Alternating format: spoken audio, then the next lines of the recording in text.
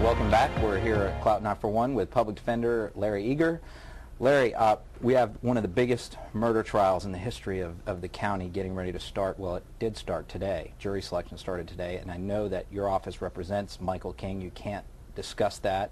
I know you have a couple of your attorneys in your office working on the case, but what I wanted to ask you is, as their public defender, as their leader, they must be going through a pretty stressful time with the job that they have to do defending this guy.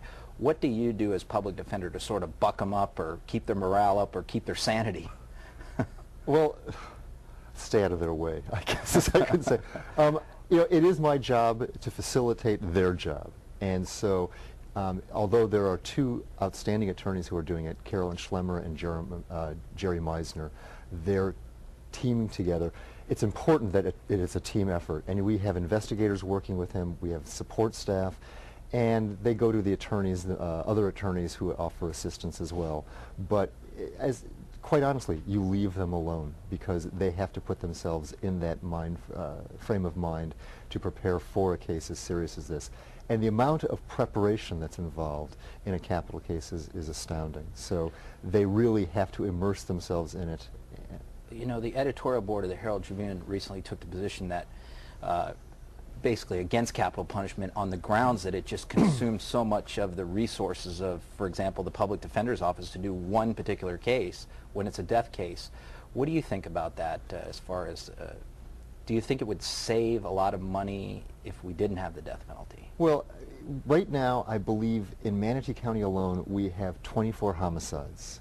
Not all of them have been arrests have been made, but we've had a real spike in the number of cases.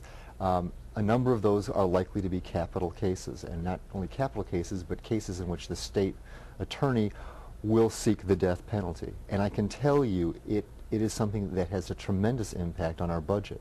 And in doing that, and you can't even give it a dollar figure because you don't know as you're progressing with the case, but the amount of preparation that you have to do, the experts that you have to retain, and there cannot be a single stone that is unturned in the preparation for a capital case when the state is seeking to take the life of your client. And that's where you're preparing. Otherwise it'd be overturned on appeal. You have to do it all over again. And so you have that. You know, there are numbers that are thrown around, but the latest statistic that I heard was that it's approximately $1.3 million to keep someone alive on a life sentence. And again, remember, in the state of Florida, there is no parole. So a life sentence means just that. You will not get out of prison. You will spend the rest of your life within the confines of Florida State Prison. To execute that person, you know, I've heard figures everywhere from 3 to, some numbers have gone up to $20 million in that process.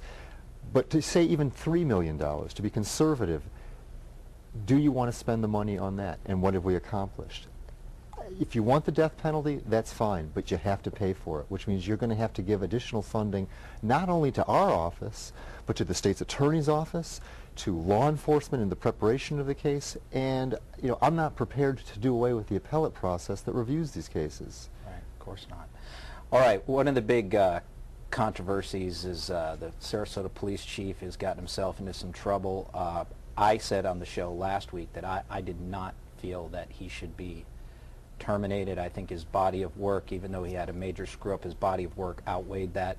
What's your position? You're the chief defender of civil liberties in Sarasota. So. Well, and as such, I think that it's important that we do not assess guilt or blame until we have all of the facts. And even with that in mind, the difficulty of being the chief of police and what you're dealing with, and trying to support your officers on the force, there are a lot of issues there.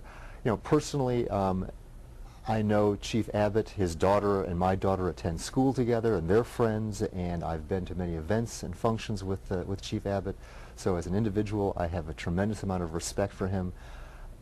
This is going to have to run its course. I know that there have been a number of proposals. I believe it might even be tonight. I read in the paper, I want to say this morning or yesterday's papers, the editorial, they were suggesting, or there was talk of there being some sort of commission to review this and police conduct. And that's a good thing, and I'd be willing to participate in something like that. it's imperative that we have good law enforcement. It's imperative that we have law enforcement that we have confidence in. And I have a tremendous amount of faith and confidence in all agencies that I have dealt with. All of them have been professional. And it is my job as public defender to act as a check and balance. I'm looking over their shoulders to make sure they're professionals.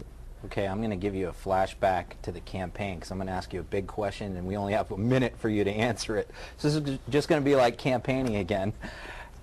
Give us an update on Sarasota County on the new jail or the new community corrections facility that's been talked about. When are we going to get this? Right now, I think the biggest obstacle that we're confronted with is the location. I think that we've committed to a concept.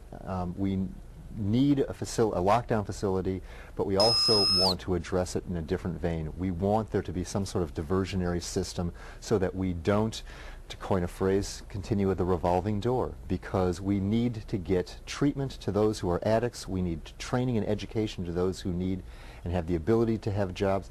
But when you look at the illiteracy rate, when you look at the mental health issues that I discussed earlier, we have to have an alternative. And it's just, it costs too much to keep sending people to prison. When you think in terms of what the repeat offender rate is in this state, it's just not working, and it's too costly. So the hope is we can find a location. I've certainly voiced my opinion at the last meeting that we had, and that was I believed that for me, in our office, the best location would be once they have finished with the new police department, we raise that building, and that would be the perfect location for it. Okay, Larry, thanks for coming on the show. We appreciate it. Thank you very much for having me. I appreciate it. Enjoyed it very much. All right, we'll see you next week. Next week, we're going to have Adam Tabrouge on to talk about the Michael King murder trial.